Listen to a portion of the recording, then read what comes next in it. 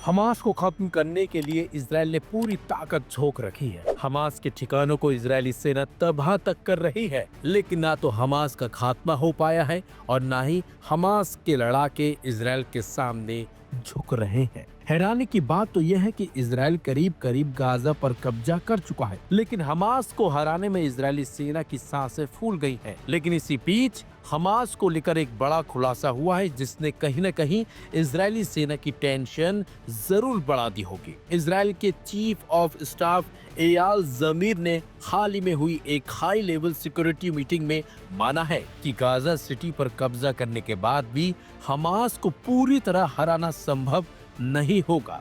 Israeli media leak के मुताबिक जमीर ने कहा कि सेना सरकार की घोषित टारगेट्स को पूरा करने के लिए प्रतिबद्ध है, लेकिन गाजा सिटी पर कब्जा करने के लिए भी हमास की पूरी हार की मुमकिन नहीं है। उन्होंने अनुमान लगाया है कि पूरे शहर पर कंट्रोल करने में 6 महीने लग सकते हैं और क्लियरिंग ऑपरेशन इससे भी ज्यादा समय ले सकता है। गाजा पर इजराइल के हमलों को 11 महीने हो चुके हैं।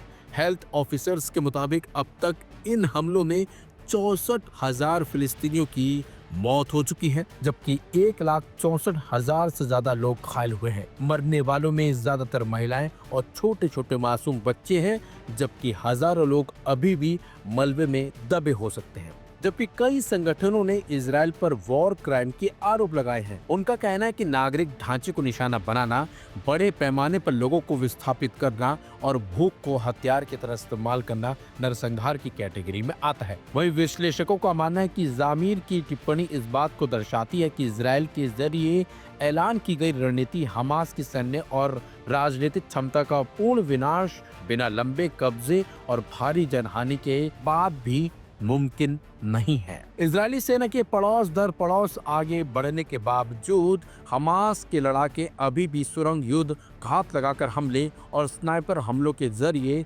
इजरायली सैनिकों को नुकसान पहुंचा रहे हैं और उनकी स्पीड को धीमा करने में जुटे हुए हैं। वहीं अंतर्राष्ट्रीय न्यायालय ने इजराइल को आदेश दिया है कि वह नरसंहार रोकने के लिए तत्काल कदम उठाए और गाजा में मानवीय सहायता की इजाजत दे, लेकिन राहत एजेंसियों का कहना है कि मदद अब भी बहुत सीमित है।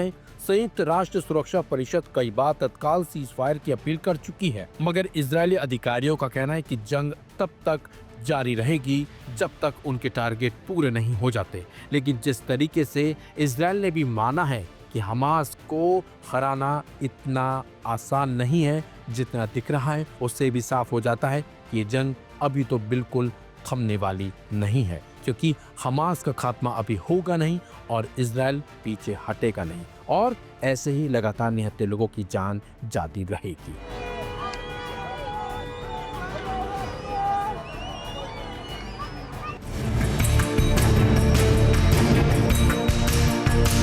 मिडिल ईस्ट में फैले तनाव की कड़ी में क्या एक बड़ी जंग शुरू होने वाली है?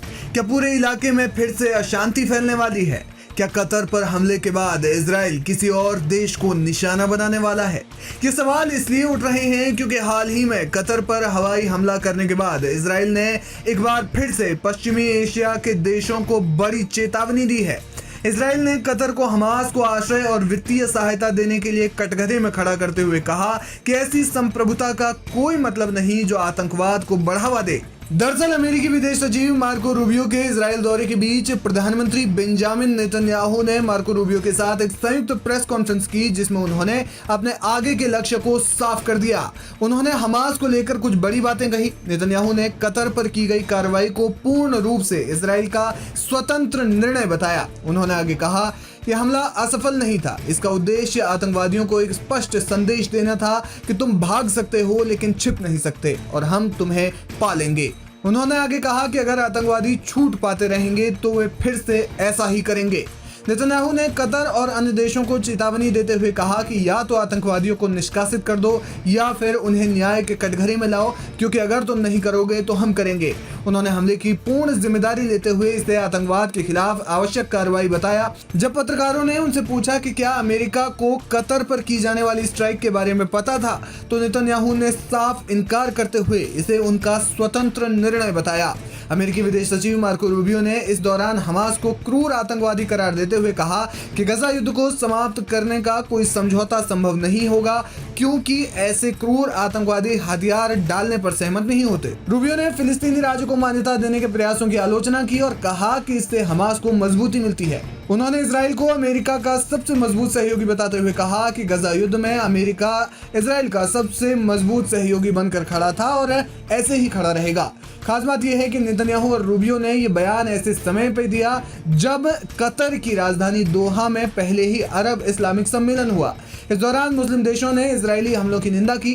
कतर के प्रधानमंत्री शेख तमीम बिन हमद अल थानी ने नेतन्याहू पर बंधक सौदे की वार्ता को बाधित करने का आरोप लगाया। उन्होंने कहा कि नेतन्याहू अरब क्षेत्र को इजरायली प्रभाव क्षेत्र में बदलने का सपना देख रहे हैं, जो एक खतरनाक भ्रम है। उन्होंने इजरायली हमले को कायराना और विश्वासघाती करार दिया। उन्होंने कहा कि हमास नेता अमेरिकी युद्ध विराम प्रस्ताव पर विचार करने के लिए बुलाए गए थे और हमला मध्यस्थता की प्रक्रिया पर सीधा प्रहार था। अमीर ने जोर दिया कि इजराइल की कार्रवाइयां क्षेत्रीय स्थिरता को खतरे में डाल रही हैं और नॉर्मलाइजेशन के प्रयासों को बाधित कर रही हैं। प्रधानमंत्री शेख मोहम्मद ने सम्मेलन से पहले रविवार को आयोजित तैयारी बैठक में कहा कि समय है कि अंतर्राष्ट्रीय समुदाय दोहरी मानकों को छोड़ दे और इजराइल को उसके सभी अपराधों के लिए सजा दे। उन्होंने हमले को क्रूर इजरायली हमला बताया और कहा कि इजराइल का विनाशकारी युद्ध गजा में सफल नहीं होगा। कुल मिलाकर दोनों ओर गर्मागर्मी है।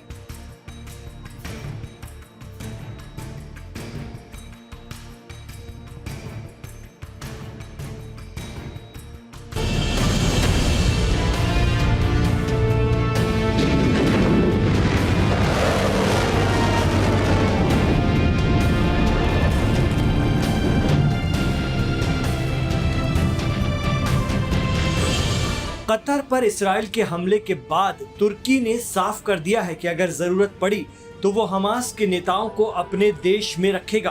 तुर्की ये सिर्फ कह नहीं रहा है, बल्कि हमास के कई लीडर तुर्की में बरसों से शरण लिए हुए हैं। इस ताकतवर मुस्लिम देश में हमास के लीडर्स और अफसर आते जाते रहते हैं और कुछ ने तो वहां अपना घर भी बना लिया है। इस्राएल ने पहले तुर्की पर हमास को अपने क्षेत्र से हमलों की योजना बनाने, भर्ती करने और फंड जुटाने की इजाजत देने का आरोप लगाया था, लेकिन तुर्की को इससे कोई फर्क नहीं पड़ा है। जब से तुर्की में रजब तैयब एर्दोगान मजबूत हुए हैं, तब से तुर्क राष्ट्रवाद और सल्तनत उस्मानिया के दौर के तुर्की की महत्वाकांक्षा परवान चढ़ती जा रही है। ऐसे में कतर पर हमले के बाद से तुर्की अड़ा हुआ है। तुर्की और इस्राएल के बीच तनातनी की एक और वजह सीरिया भी है। पिछले साल दिसंबर में तुर्की के सपोर्ट से ही सीरिया में बशर अल असद की सरकार का तख्ता पलट हुआ। उसके बाद से तुर्की सीरिया में लगातार अपना प्रभाव बढ़ा रहा है और इस्राएल सीरिया में तुर्की की फौज को नहीं देखना चाहता। यही वजह है कि दोनों टक्कर लेने आमने सामने आ सकते हैं।